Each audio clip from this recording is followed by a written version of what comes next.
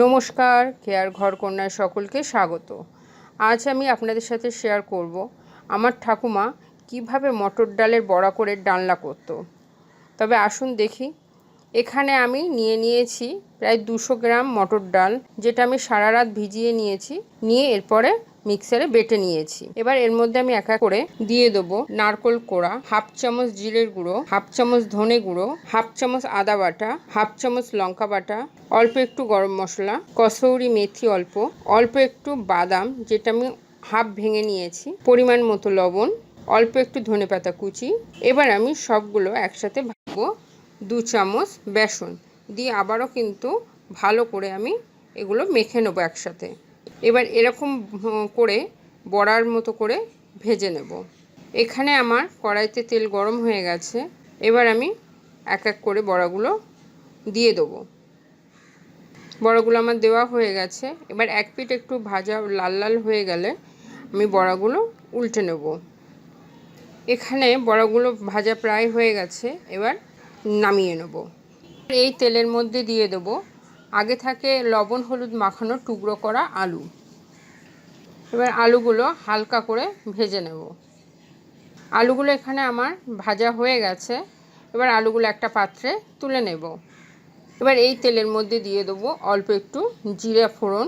জিরাটা হালকা ভাজা হয়ে গেলে এর মধ্যে দেবো কুচানো টমেটো। আমি এখানে একটা টমেটো কুচিয়ে নিয়েছিলাম। এবার অল্প একটু চিনি দিলাম যাতে রান্নার কালারটা ভালো মতো আসে এবং স্বাদও, চিনিতে কিন্তু একটু স্বাদও হয় ভালো। এবার এর মধ্যে আমি দিয়ে দেবো 1 চামচ আদা বাটা, 1 চামচ লঙ্কা বাটা দিয়ে ভালো করে একটু কষে নেব। স্বাদ মতো লবণ, লবণটা আপনারা আপনাদের স্বাদ মতনই দেবেন। দিয়ে আবারও একটু নাড়াচাড়া করে নিলাম।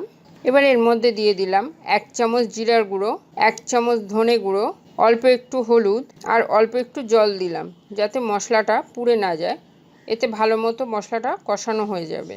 অল্প একটু লঙ্কা গুঁড়ো দিলাম। এবার এর মধ্যে দিয়ে দিলাম আগে থাকতে বেটে রাখা পোস্ত আর চালমগজ আর কিশমিশ। এবার মশলাটা একসাথে ভালো করে আমি কষে নেব। এখানে মশলাটা আমার ভালো মতো কষানো হয়ে গেছে। দেখুন মশলাটা দিয়ে তেল ছাড়ছে। এবার এর মধ্যে দিয়ে দেবো ভেজে রাখা আলুগুলো, দিয়ে একসাথে এবার ভালো করে কষে নেব।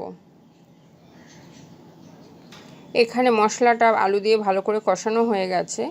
এবার এর মধ্যে দিয়ে দেবো হাফ নারকোল বেটে যেটা বেরিয়েছিল সেটা।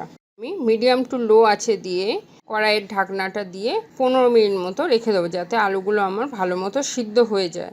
এখন 10 মিনিট হয়ে গেছে। এবার কড়াইয়ের ঢাকনাটা খুলে আস্তে আস্তে করে বড়াগুলো দিয়ে দেবো।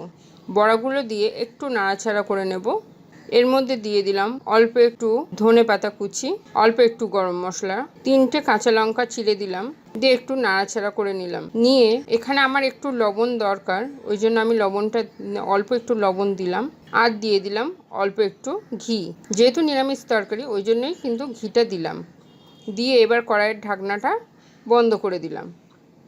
এখানে রান্নাটা কমপ্লিট হয়ে গেছে। এবার ঠান্ডা হলে এটা সার্ভ করে দেব। আমার রেসিপিটা কেমন লাগলো অবশ্যই কমেন্ট বক্সে জানাবেন। অবশ্যই লাইক বাটনে একটা ক্লিক করে দেবেন। আমার চ্যানেলটি সাবস্ক্রাইব করে নিতে কিন্তু ভুলবেন না। আমি আবারও হাজির হব নতুন নতুন রান্নার রেসিপি শেয়ার করতে।